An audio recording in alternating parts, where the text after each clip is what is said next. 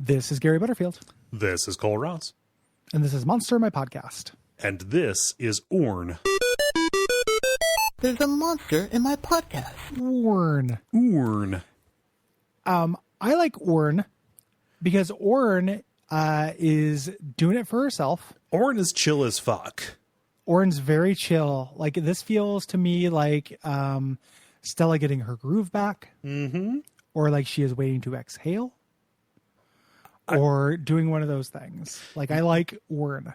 Any of those. Although I do not like that she is in her little stat block defined as Mnomqua's mate.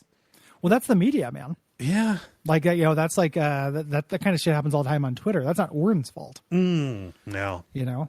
No. Oorn has not gotten a good shake. Yes. This is really kind of like Great Old One for girls. Like with the pink cilia. Yeah. And like how she just like basically practices self-care. You know?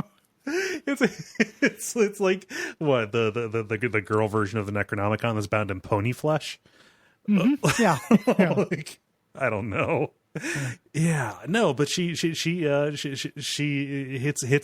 on the sly with Mnomqua. Mnomqua's out running on his own, and she is something for the girl version of the Necronomicon Paula Abdul Al-Hazred? Is that something? Depending on the era, from 1984 to 1987, yes. Yes. From 2001 to 2004, yes. Yeah. Like Paula Abdul Al-Hazred. Mm-hmm. Sorry to pat myself on the back for that joke. No, you also interrupted me. Yeah. Yeah, no, that's what I'm saying. The counter, it was a good joke, but the counter thing was it took me way too long to come up with that. Enough to where I interrupted you. Yeah. So anyway, we were talking about Paula Abdul. Yeah. Please continue. Just dancing around with MC Scat Cat. Gary, if you have not looked up the lore behind MC Scat Cat. Oh, like the Gary Butterfield of Teenage Dirtbags has not looked up the lore behind MC Scat Cat. Okay, all right. I'm very familiar with MC Scatological, Catecological. Gotcha. Okay. So.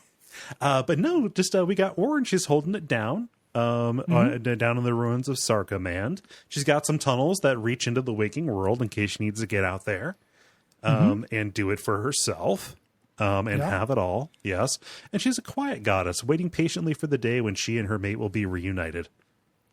Yeah. It's like a real,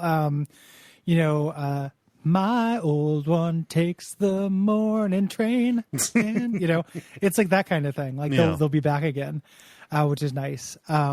She can communicate with anyone telepathically within 100 yards and dominate any of them. Right. To make them bring people to her lair. So she's a girl boss. She's total girl boss, dude. This is like that new person in Korea. Oh, yes. And she accepts sacrifices from her worshipers in exchange for not eating them. It's very quid pro quo. Yes. I like it. And she sticks to it. It's not sometimes she chooses to grace them. It's an understanding. She is not like the irrational man old ones. Yeah, she's not like Namqua. How fucked up is it that that we're so obsessed with okay, so I'm gonna be a parody of us, but like we're so obsessed with gendering things that we gender these unfathomable squishy things that live in the moons. I got one word for you. It's fucking Derleth, dude. Yeah. Who started this whole this is a Brian Lumley creation, right. But the idea that like all these people are related and have families and stuff is Derleth, who is too fucking dumb to understand that gender is a binary. Curse his cubed head. Yeah, just like get this through your fucking melon. They're aliens. They don't need to have gender. It's so stupid for the idea of them being like some of them are married. Yeah, like sometimes they say mate and sometimes they say wife. And I'm like wife. It's a fucking legal construct. Derleth.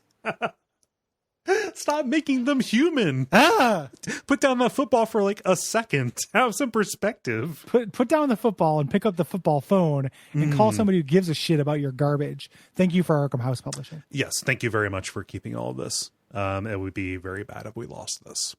You piece of shit. Brought to you by our backers at patreon.com/DuckFeed.tv.